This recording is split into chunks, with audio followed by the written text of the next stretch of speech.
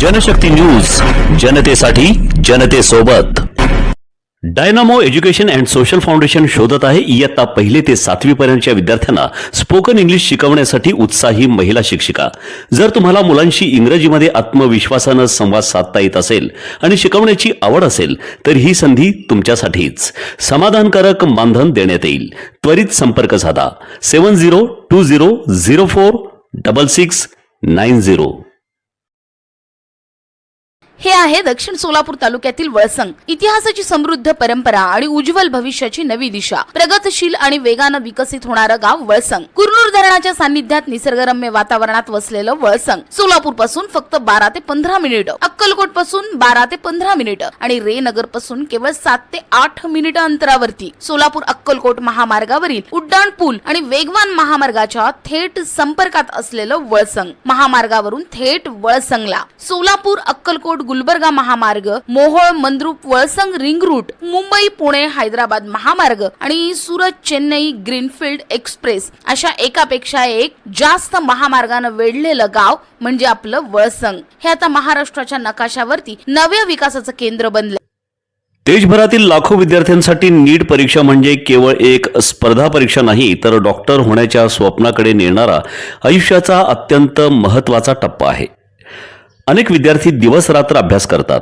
पालक कर्ज काढून कोचिंगची फी भरतात, तर काही कुटुंबे आपल्या मुलांच्या शिक्षणासाठी अक्षरशः सर्वस्व पणाला लावतात. अशा परिस्थितीत नीट पेपरफुटी प्रकरण उघडकीस आल्याने संपूर्ण देश हादरला असून विद्यार्थ्यांमध्ये संतापाची लाट उसळली आहे.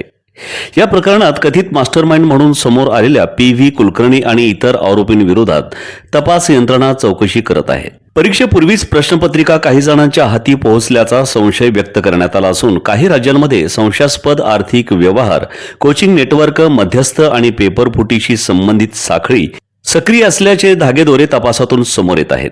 त्यामुळे हा प्रकार केवळ एका परीक्षेपुरता मर्यादित नसून शिक्षण व्यवस्थेच्या विश्वासार्हतेवरच प्रश्नचिन्ह निर्माण करणारा असल्याची भावना व्यक्त होत आहे. दरम्यान या प्रकरणानंतर सोशल मीडियावर आणि सर्वसामान्य नागरिकांमध्ये एक वेगळीच चर्चा सुरू झाली आहे. गेल्या काही वर्षात विविध प्रकरणांमध्ये बुलडोझर कारवाई ही शासनाच्या कठोर भूमिकेचे प्रतीक म्हणून समोर आली. लव्ह जिहाद, कॉर्पोरेट जिहाद, ट्रॅव्हल जिहाद, लँड जिहाद अशा विविध नावांखाली कठोर कारवायांचे दावे करण्यात आले. मात्र आता लाखो विद्यार्थ्यांचे भविष्य अंधारात लोटणाऱ्या शिक्षण माफियांविरोधातही तितकीच कठोर भूमिका घेतली जाणार का, असा सवाल सामान्य नागरिक उपस्थित करत आहेत. विद्यार्थी आणि पालकांच्या मनातील सर्वात मोठी वेदना म्हणजे आमचं काय चुकलं हा प्रश्न. एका बाजूला प्रामाणिकपणे अभ्यास करणारे विद्यार्थी तर दुसऱ्या बाजूला पैशांच्या जोरावर प्रश्नपत्रिका मिळवून यशाचा शॉर्टकट शोधणारी व्यवस्था. ही परिस्थिती सामान्य विद्यार्थ्यांच्या मानसिकतेवर गंभीर परिणाम करणारी ठरत आहे. अनेकांच्या मते ही केवळ पेपरफुटी नसून देशाच्या भविष्यासोबत केलेला विश्वासघात आहे. या प्रकरणात केवळ आता आरोपींना अटक करून कारवाई संपवता येणार नाही अशी भावना आता तीव्र होत आहे. कारण प्रश्न फक्त गुन्हा दाखल करण्याचा नाही, तर संपूर्ण पेपरफुटी साखळी आणि शिक्षण माफिया नेटवर्क उद्ध्वस्त करण्याचा आहे. आर्थिक व्यवहारांची चौकशी, संबंधित अधिकाऱ्यांची जबाबदारी निश्चित करणे, विद्यार्थ्यांना न्याय देणे आणि या रॅकेटला संरक्षण देणाऱ्यांनाही उघड करणे, या मागण्या आता जोर धरू लागल्या आहेत. कायद्याची प्रक्रिया आणि न्यायालयीन चौकट महत्त्वाची असली तरी शासनाने या प्रकरणात केवळ औपचारिक कारवाई न करता ठोस आणि कठोर भूमिका घ्यावी अशी अपेक्षा व्यक्त होत आहे. कारण देशाला प्रामाणिक डॉक्टर हवे आहेत, दलाल आणि पैशांच्या जोरावर व्यवस्था विकत घेणारे लोक नाहीत.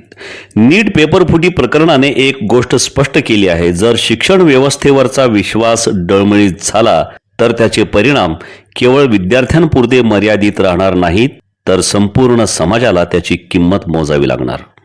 वळसंग मध्ये आहेत प्रसिद्ध मंदिर, सोलार हब, टोल नाका. जवळच आहे कुरनूर धरणाचं ताजं पाणी आणि निसर्ग सौंदर्य, आकर्षक हॉटेल्स आणि ढाबे सुद्धा. प्रवासात थकलेल्या प्रवाशांसाठी स्वादिष्ट जेवण, आराम, ताजेतवाने आणि प्रदूषण मुक्त वातावरण.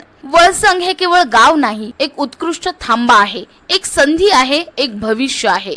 वळसंग ऐतिहासिक वारसा, आधुनिक कनेक्टिव्हिटी आणि उद्याच्या विकासाची हमी. सोलापूर जिल्ह्याचा अभिमान आणि महाराष्ट्राचा गौरव वळसंग.